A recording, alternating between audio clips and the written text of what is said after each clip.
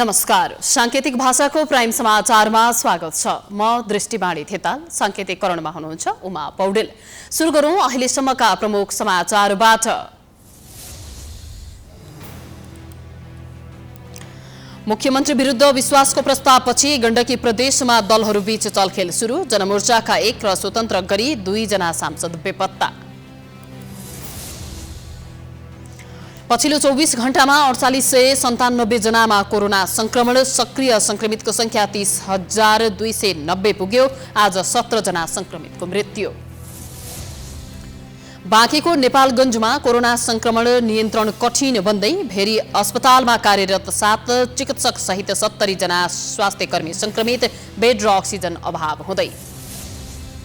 सरकार जोगाउन प्रधानमन्त्रीले गरे जसपाको माग पूरा। मधेस आन्दोलनका क्रममा लगाइएका 120 जनाको मुद्दा फिर्ता।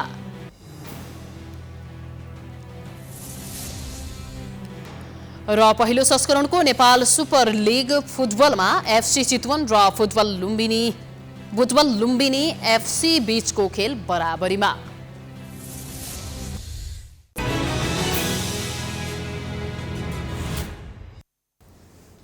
अब समाचार विस्तारमा। गण्डकी प्रदेश सभाको कार्यवाही अनिश्चितकालका लागि स्थगित गरिएको छ। जनमोर्चाका गण्डकी प्रदेश सभा सदस्य खिम विक्रम शाहीको अवस्था अज्ञात रहेको भनेर उक्त पार्टीको सचेतक पियारी थापाले सभामुख नेत्रनाथ अधिकारीलाई जीवन रक्षाको माग गर्दै निवेदन दिएपछि प्रदेशसभाको कार्यवाही अनिश्चितकालका लागि स्थगित गरिएको हो।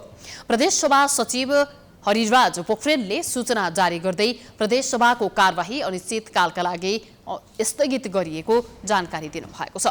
शाहीको जीवन रक्षा गर्न र अवस्था सार्वजनिक नभएसम्म सदनको कार्यवाही अगाडि नबढाउन भन्दै थापाले निवेदन दिनुभएको थियो। सोमबार मुख्यमन्त्री पृथ्वी सुब्बा गुरुङ विरुद्ध प्रदेशसभामा अविश्वासको प्रस्ताव आएको थियो। उक्त प्रस्तावमा बुधबार मत विभाजन हुने कार्यसूची रहेको थियो। मुख्यमन्त्री पृथ्वी सुब्बा गुरुङ विरुद्ध दर्ता भएको अविश्वासको प्रस्तावमा 4:30 बजे मतदान गर्ने कार्यसूची रहेको थियो। तर प्रदेशसभाको बहुमतमा निर्णायक बनेको राष्ट्रिय जनमोर्चाका 1 प्रदेशसभा सदस्य अनुपस्थित भएपछि प्रदेशसभामा खैला बैला भएको थियो। प्रदेशसभा सदस्य खिम विक्रम शाही प्रदेशसभा परिसरमा नदेखिएपछि खैला बैला भएको हो। त्यसअघि बुधबार नै बसेको पहिलो बैठकमा पनि शाही उपस्थित थिएनन्। उता स्वतन्त्र प्रदेश सांसद राजीव गुरुङ उर्फ दीपक मनाङ्गे पनि सदनमा उपस्थित हुनुभएको थिएन। अविश्वासको प्रस्तावको पक्षमा मत दिने निर्णय गरेको जनमोर्चाका शाही अनुपस्थित भए अविश्वासको प्रस्ताव फेल हुन सक्छ। यता जनमोर्चाका सांसद खिम विक्रम शाही अस्पतालको आइसियुमा भर्ना भएको बताइएको छ। शाहीका स्वकीय सचिव मिलन हमालले शाही बुधबार दिउँसो 12 बजे अचानक बेहोस भएपछि अस्पताल भर्ना गरिएको जानकारी दिनुभएको छ। तर उहाँले अस्पतालको नाम भने बताउन चाहनु भएको छैन। स्रोतका अनुसार उहाँलाई पोखराकै चरक मेमोरियल अस्पतालको आइसियुमा राखिएको बुझिएको छ।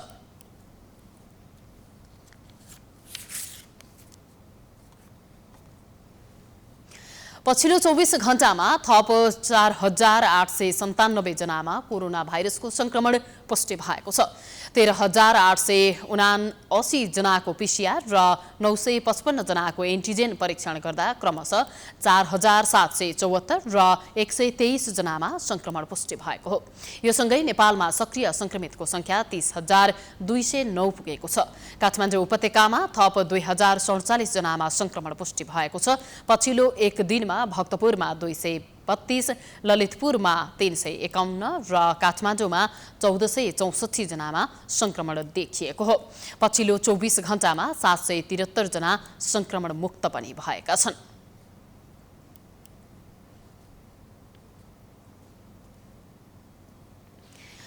बाँकेको नेपालगञ्जमा कोरोना भाइरस संक्रमण दर निरन्तर उकालो लाग्दै गएपछि यसको नियन्त्रण र रोकथाममा चुनौती थपिएको छ। बाँकेमा अस्वाभाविक रूपमा संक्रमण फैलिएपछि अहिले उपचारका लागि छुट्याएर राखिएका बेडहरू, आइसियु, भेन्टिलेटर भरि भराउ भएका छन्। बिरामीहरू दिनरात अस्पताल परिसरमा लाइनमा बसी बेडको प्रतीक्षा गर्दै आएका छन्। कोभिडको वार्ड भनेर भेरी अस्पतालमा जम्मा 142वटा बेड छुट्याइएको थियो, तर ती सबै भरिएपछि संक्रमितहरूलाई अस्पताल परिसरमा नै राखी उपचार गरिएको छ। गत वर्षको तुलनामा यसपटक कम उमेरका मानिसहरू संक्रमित भएको चिकित्सकले बताएका छन्। 21 देखि 30 वर्षका युवाहरू बढी संक्रमित भएका छन् भने 20 देखि 40 वर्षका युवाहरू बढी प्रभावित हुने गरेको उपचारमा संलग्न चिकित्सकको भनाइ छ। उमेरको मान्छेहरू हुन्थ्यो। यो पालि चाहिँ हाम्रो भेरी हस्पिटलको पोजिटिभिटी रेट भन्ने हो भने 21 देखि 30 वर्षको उमेर रेन्जमा चाहिँ बढी पोजिटिभ आइरहेको छ सबसे धेरै। अनि सिरियस हुने चाहिँ 20 देखि 40 वर्षको उमेरको बिचमा चाहिँ सिरियस हुने रेट एकदम धेरै छ। बच्चाहरू र बढी उमेरको भन्दा बिचको उमेरको चाहिँ रेट बढी छ। नेपालगञ्जमा कोरोना भाइरस तीव्र रूपमा बढ्दै जान थालेपछि भेरी अस्पतालमा अक्सिजनको अभाव देखिएको छ। अक्सिजनको अभाव हुन नदिन सहयोगी दाताहरूले आर्थिक सहयोग गर्दै आएका छन्। पछिल्लो समय नेपालगञ्ज निवासी नेपाली कांग्रेसका महाधिवेशन प्रतिनिधि अतुल गुप्ताले 20 थान अक्सिजन सिलिन्डर सहयोग गरेको अस्पतालले जनाएको छ। बिरामीहरू अस्पताल आउने क्रम पनि त्यत्तिकै बढिरहेको छ भनेपछि अस्पतालका बिरामीहरू पनि सबै भरिभराउ भएको अवस्था छ र अक्सिजनमा पनि अस्पतालमा पनि अक्सिजनको खपत चाहिँ अत्याधिक छ। कोरोना संक्रमित बिरामीहरूको लागि अक्सिजन 20 सिलिन्डर चाहिँ सहयोग गर्नुभएको छ। यसको लागि यहाँहरूलाई चाहिँ म धेरै धेरै धन्यवाद दिन चाहन्छु। यसैबीच भेरी अस्पताल नेपालगञ्जमा कार्यरत 7 चिकित्सक सहित 70 जना स्वास्थ्यकर्मी संक्रमित भएका छन्। ओटी, इमर्जेन्सी, पारामेडिक र आइसियुमा कार्यरत कर्मचारीमा संक्रमण देखिएको अस्पतालले जनाएको छ, जसमा 7 जना इमर्जेन्सीमा कार्यरत चिकित्सक रहेका छन्। स्वास्थ्यकर्मी नै संक्रमित हुँदा उपचारमा थप चुनौती थपिएको अस्पतालमा कार्यरत चिकित्सकले बताएका छन्।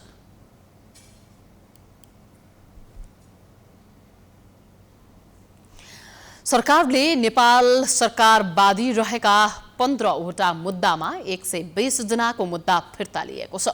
जनता समाजवादी पार्टीका अध्यक्ष पार्टीका महन्त ठाकुर पक्षधर नेताहरूको माग बमोजिम मधेस आन्दोलनका क्रममा लगाइएका फौजदारी मुद्दाहरू फिर्ता लिने निर्णय भएको हो। त्यसैगरी सरकारले कोरोना नियन्त्रणका लागि जारी गरेको आदेशलाई कडाइका साथ कार्यान्वयन गराउन निर्देशन दिएको छ। तराई मधेस आन्दोलनसँग सम्बन्धित 15 मुद्दाका 120 अभियुक्तका मुद्दा फिर्ता लिएको छ। मन्त्री परिषदको निर्णय सार्वजनिक गर्न बुधबार सिंहदरबारमा आयोजित पत्रकार सम्मेलनमा सरकारका प्रवक्ता पार्वत गुरुङले मधेस र नेत्रविक्रम चन्द नेतृत्वको नेपाल कम्युनिस्ट पार्टीसँग सम्बन्धित मुद्दा फिर्ता लिने क्रम सुरु भएको बताउनुभयो। कानूनी रूपमा र सरकारवादी भई चलाइएका मुद्दा फिर्ता लिने निर्देशिकाका आधारमा मुद्दा फिर्ता लिएको उहाँले जानकारी दिनुभयो। जनता समाजवादी पार्टीले उठाउँदै आएका मागलाई सम्बोधन गर्ने क्रममा ती मुद्दा फिर्ता लिएको र आगामी दिनमा पनि बाँकी मुद्दा फिर्ताको चरणमा रहेको उहाँले बताउनुभयो। मुद्दा फिर्ता लिने सरकारको राजनीतिक निर्णय भएको उहाँको भनाइ छ। नेपाल सरकारवादी भई चलाएको फौजदारी मुद्दाहरू फिर्ता लिने सम्बन्धी निर्देशिका 2077 बमोजिम नेपाल सरकारले मधेस आन्दोलनमा मधेसवादी राजनीतिक दल जनता समाजवादी जसपाको पार्टीको मुद्दा फिर्ता हुने चाहिँ यो 15वटा मुद्दा 120 जना चाहिँ। त्यस्तै बैठकले कोरोना नियन्त्रणका लागि जारी गरेको आदेशलाई कडाइका साथ कार्यान्वयन गराउन निर्देशन दिएको छ। त्यस्तै बैठकले कोरोना प्रभावित जिल्लामा निषेधाज्ञा गर्ने आवश्यकता हेरेर निषेधाज्ञाको अवधि बढाउन सक्ने निर्णय DCCMCले गर्न सक्ने निर्णय गरेको छ। त्यस्तै तेस्रो मुलुकबाट स्थलमार्ग हुँदै नेपाल भित्रिन नदिने निर्णय बैठकले गरेको छ। त्यस्तै बैठकले कोरोना महामारीका कारण अस्पतालहरूमा आवश्यक अक्सिजन सिलिन्डरको अभाव हुन नदिने उद्देश्यले कर छुट दिने निर्णय गरेको छ।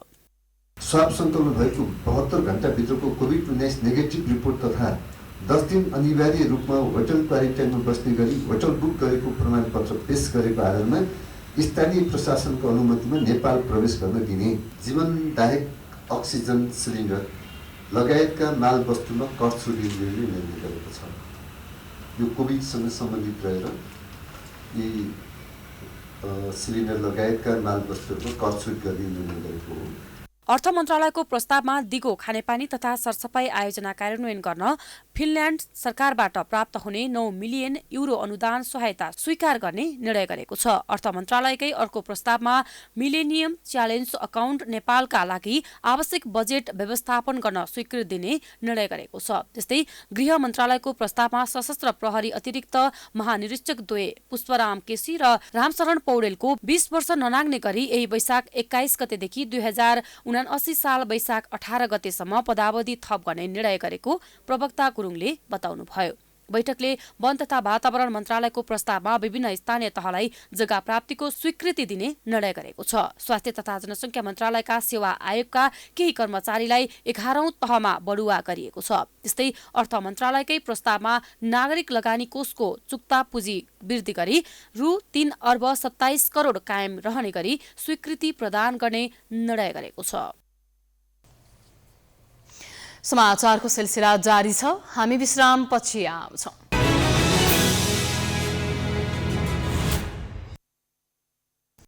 विश्रामपछि स्वागत छ। अब बाँकी समाचार।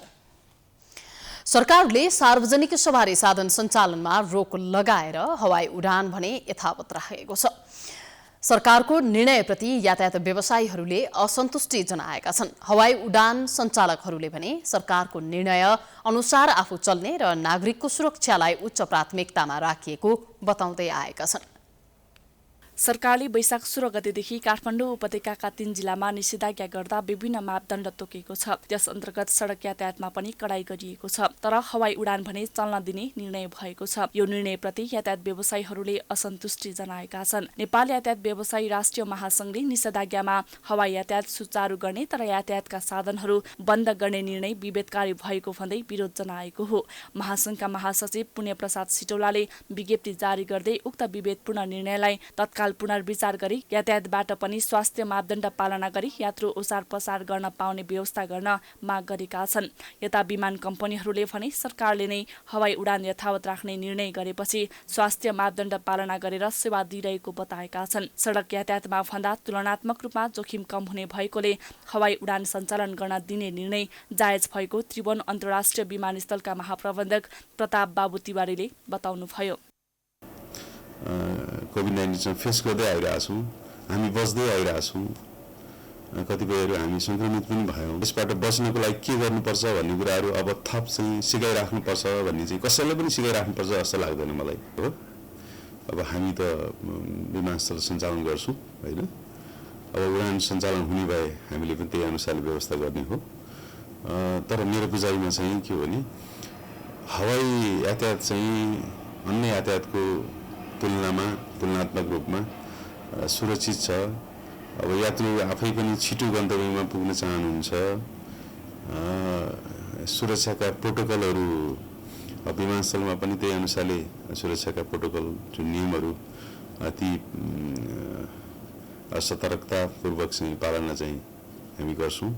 जहाजमा पनि उहाँहरूले चाहिँ त्यो गर्नुहुन्छ। पहिलो चरणको कोरोना महामारीको मापदण्डलाई थप सुधार गरेर सुरक्षाका नीति कडाइका साथ पालना गरिएको बुद्ध एयरका मानव संसाधन विभागका निर्देशक खगेन्द्र बहादुर बस्नेतले बताउनुभयो।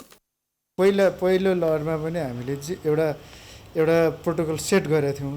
त्यो प्रोटोकललाई अझ त्यहाँबाट सिकेर अझ इम्प्रोभाइज गरेर सेफ्टीको एउटा सुरक्षाको नीतिलाई चाहिँ अझ राम्रो हामीले त्योभन्दा बेटर बनाएर हामीले अहिले सञ्चालनमा लिएर गइरहेछौँ। बन्द गर्नुपर्ने नै अवस्था आयो भने अबको चुनौती भनेको सबभन्दा ठुलो चुनौती भनेको चाहिँ ब्याङ्कको जुन ऋण ल्याए हुन्छ संस्थाहरूले त्यसको व्यवस्थापन र कर्मचारीको व्यवस्थापन हो सबभन्दा ठुलो चुनौती भनेको।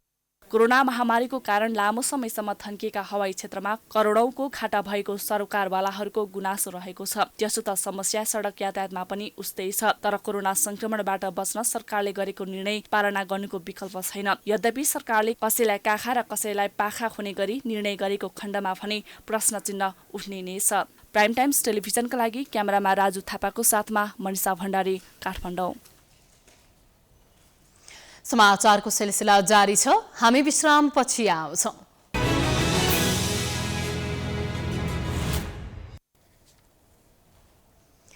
विश्रामपछि स्वागत छ। अब खेलकुद समाचार।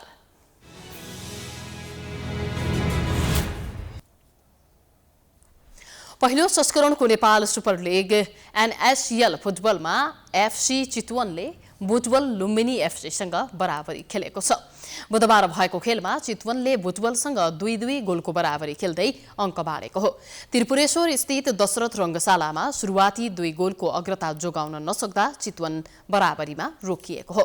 खेलको 15औं मिनेटमा जर्ज फ्रिन्स कार्कीको गोलबाट चितवनले अग्रता बनाएको थियो। खेलको 19औं मिनेटमा टेकबहादुर बुढाथोकीले गोल गर्दै चितवनलाई 2-0 को अग्रता दिलाए। बुटवलका डिफेन्डरले खेलको 32औं मिनेटमा आशिष लामाले गोल गर्दै बुटवललाई 2-1 को स्थितिमा ल्याएका थिए। त्यसपछि खेलको 65औं मिनेटमा लक्ष्मण रुचालले गोल गर्दै बुटवललाई 2-2 को बराबरीमा ल्याउँदै टोलीलाई हारबाट जोगाए। यस बराबरीसँगै चितवनले 2 खेलमा 2 अङ्क जोडेको छ। पहिलो खेलमा चितवनले ललितपुर सिटी एफसीसँग 1-1 गोलको बराबरी खेलेको थियो। बुटवलको यो पहिलो बराबरी हो। बुटवलले पहिलो खेलमा पोखरा थन्डर्सलाई 2-0 ले हराएको थियो। बुटवलले 2 खेलमा 4 अङ्क जोडेको छ।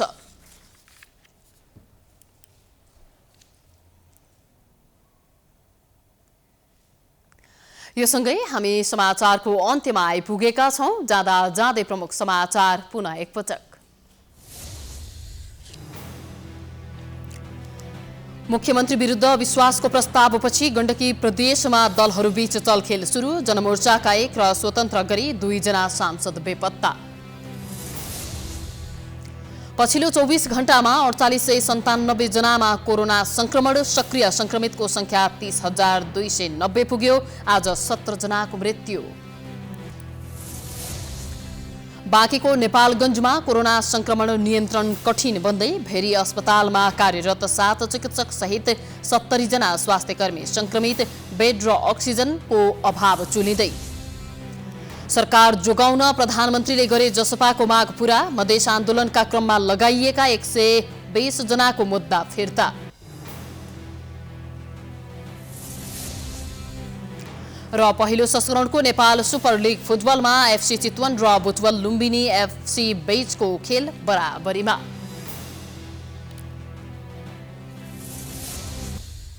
सांकेतिक भाषाको प्राइम समाचार अहिलेलाई सकियो। प्राइम टाइम्स टेलिभिजन हेर्दै गर्नुहोला। नमस्कार।